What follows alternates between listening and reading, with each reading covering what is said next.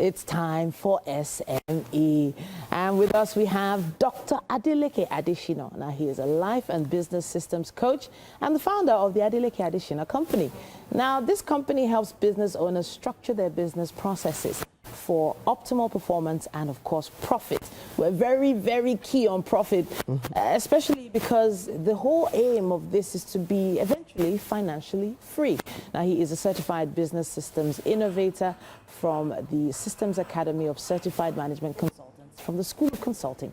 It's great to have you here with us, Dr. Adesina.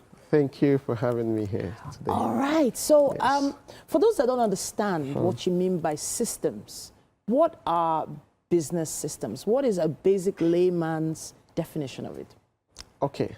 So the basic layman definition of business systems is a way of doing things. Okay. So systems can be seen in two ways.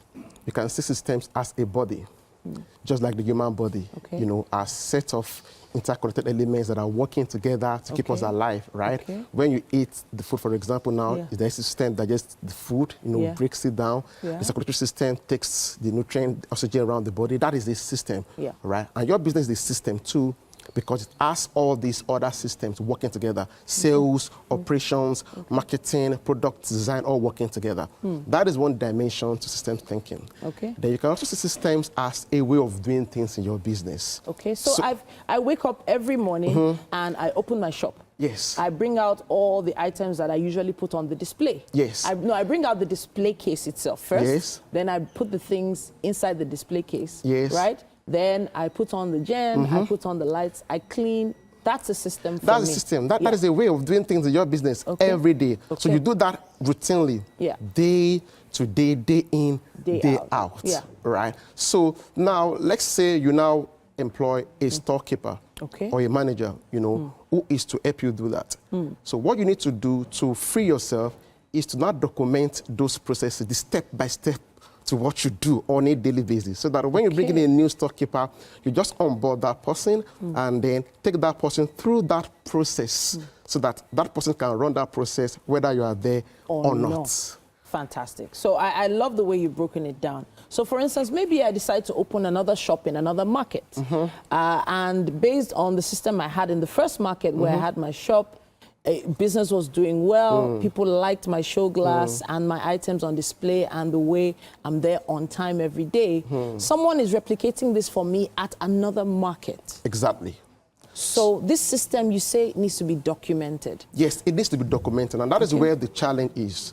Most business owners have these processes in their heads, right? And that is why when they are not there, nothing works, because the business depends on them to work. Sure. So what you need to do, what we train school owners and business owners on is to see how they can put these things from their minds and document them in what we call an operations manual. Beautiful. Yeah. The operations manual is a document that shows how things are done in your business.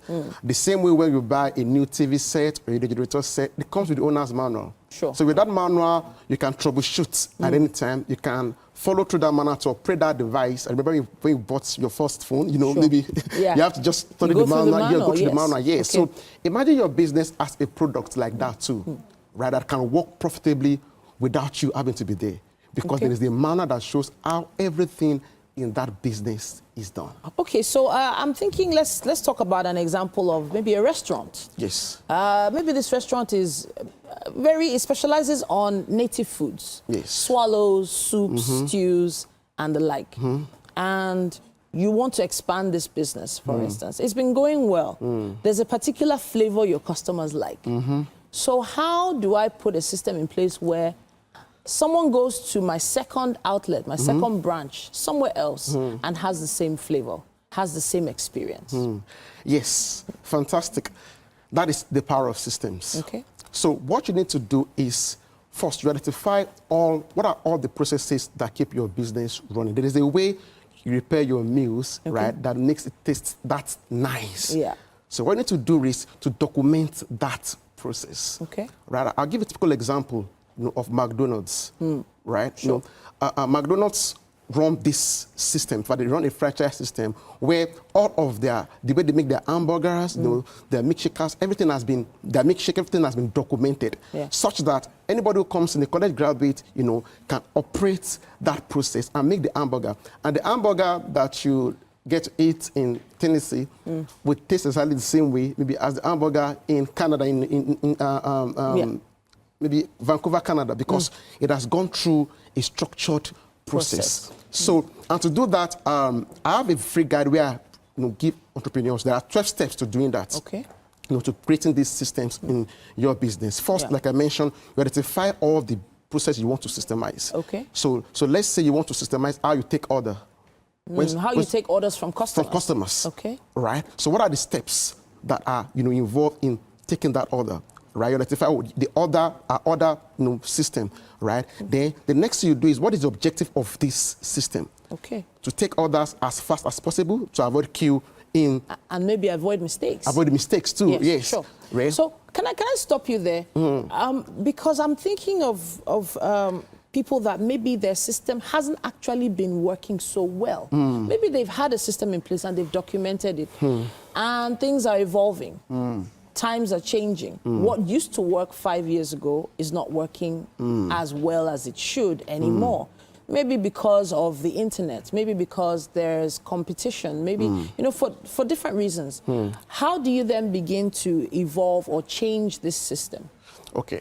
So one thing with system design is that it is not a one-time thing. Okay. You have to keep iterating and optimizing your systems. Okay. For example, now, post-COVID, it has shown us that you have to integrate technology into your operations, because we're all at home and all of that. Sure. So to optimize your system, you have to look at what are your customers saying. Okay. What are the market trends right now? And how can you, iterate and optimize your system and improve on it so that it can meet the current needs of your customers. So maybe, maybe for example now, before now, people used to come around to take orders physically in your office, at the restaurant or in your workplace. Now they can make the order online.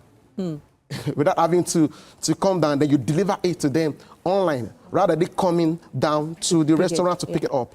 So you can always iterate your systems and processes to meet the current needs and pain points of your customers.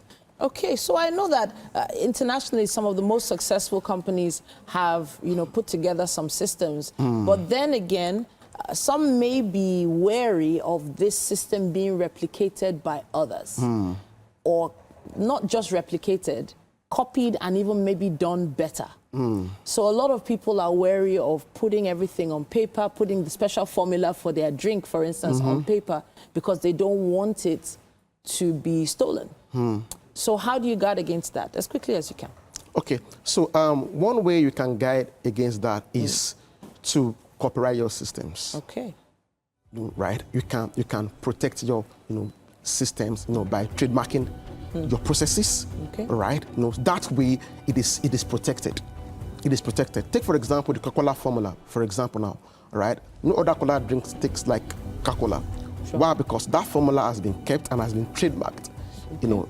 You can't just pick the formula and begin to use now. You get sued, right? So one way you can. So even if you tried to, if you found it by mistake or you developed it on your own and didn't realize it was already a formula that was being in use, you could still get sued. if there's no way you can discover it, because there is a way it has been done, right, which is peculiar to them. Okay. So that is why it's your own way. That is why it's your own way. So you've documented it. So if they are doing the same thing and their process is exactly like yours, that means definitely they must have gotten it from somewhere. Right? So yes. All right, then. Great. So it is all about putting systems in place to make your business flow better, your workflow better, so for better expansion of your business. But there's still so much more for us to learn from you, and hopefully we'll get to talk to you again very soon. Thank you. Thank you very much, Dr. Adesina. Hopefully we've been able to help someone out there. Use our hashtag WakeUpNigeria on TVC and let us know. Let's take a quick break. We'll be back.